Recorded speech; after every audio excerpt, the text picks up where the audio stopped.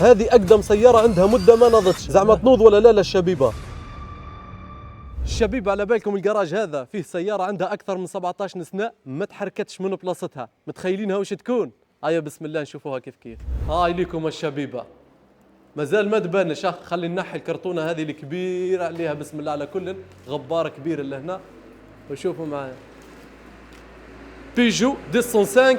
هذه الموتور تاعها كوشي جيال ليكم مش من عام 86. والحاجه اللي تسمعوها لهنا اسمعوا معايا تسكيره تاع الباب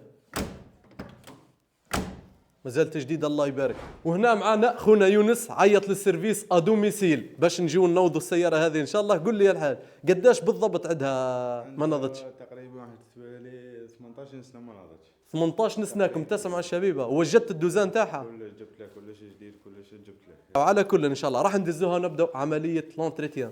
نحكوا نقطة بركة الشبيبة، عارفين وش معناها سيارة عندها 17 سنة ما تحركتش؟ معناتها لي بيستون خاصة لي سيجمون يكونوا ناشفين ما فيهمش الزيت. كاين اللي على باله باللي السيارة تاعو راح يخليها سيركال لمدة طويلة يانجكتي لها الزيت في لي بوجي، وكان اللي يخليها هكاك. على كل في الحالتين ما لازمش تروح تنوض السياره ديراكت. كيما هنا واش راح نديروا الشبيبه؟ نحينا الكاسك كيما تشوفوا اللي جاي من الفوق، وديراكت رحنا نحينا لي بوجي باش نشوفوا لي طاط تاع الموتور. لقينا ديجا لي بوجي فيهم لاطراس تاع الزيت، يتسمى السياره هذه من قبل راهم انجكتاو لها الزيت في الموتور من الفوق. في الحاله هذه حنا واش درنا؟ رحنا درنا لها فيدونج، هبطنا الزيت القديمه تاعها وزدنا انجكتينا لها شويه الزيت. واش نديروا بعدها؟ نروحوا ندوروا الموتور مانيال. رحنا ندوروا الموتور مانيال قداه من دوره باش نضمنوا لي بيستون بالكل هبطوا وطلعوا في بلاصتهم، ولي ساقمو يكون قاسهم شويه الزيت، لانه الساقمو اذا كان ناشف ودار الموتور واش راح يدير؟ راح يجرح الشويميزه. واكيد جبنا لها باتري جديده السياره، وليكم البطاقه هذه من الزمن الجميل، قسيمه السيارات للسيارات السياحيه والنفعيه، كانت 30,000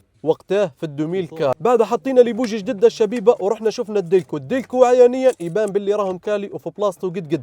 جينا نشوفوا في الكربيراتور قبل ما نديروا اي سي اخرى، الايسونس اللي راه في الريزرفوار ما يسمح لناش على اننا نوضوا به. يبقى واش درنا الشبيبه؟ جبنا ايسونس جديد وحطيناه ديريكت على الكربيراتور. حطينا كونتيتي صغيره تاع ايسونس على الكربيراتور الشبيبه وفتحنا البابيون مانيال. يتسمى هنا واش درنا؟ هبطنا الميلونج للموتور، نوضنا السياره كما تشوفوا الموتور ناض وما شاء الله. بصح الحاجه اللي روماركيناها على انه الدوره تاعو ماهيش مليحه. من هنا واش نفهموا انه كاين خلل ما بين الديلكو وحتى الكربيراتور. بعد كي حطينا له قرعه تاع ايسونس جديد وحطينا له تيو على برا ما انجكتاش ديريكت. فتحنا لاطات تاع الكربيراتور الشبيبه وهبطناها على الارض. واش درنا له؟ درنا له عمليه نيتواياج مانيال. نيتوايناه مليح لانه 100% باللي راهي كاينه فيه شويه تاع غبره ولا كراس، لانه السياره عندها وقت ما نضتش. بعد ما نيتواينا الكربيراتور الشبيبه والسيركوي تاع الايسونس مليح بالهواء والايسونس ثاني، عودنا منطينا الكربيراتور وعودنا فيريفينا الفيسو، لقينا باللي عندنا خيط ماشي مليح وكالينا الدلك وحطيناه في بلاصتو. وهنا الموتور كلشي كما تشوفوا فيه جاي مايل. نورمالمون الشبيبه في المره هذه نوض باذن الله، غير ما رحت نضرب الموتور ما شاء الله على الضربه الاولى ينوض.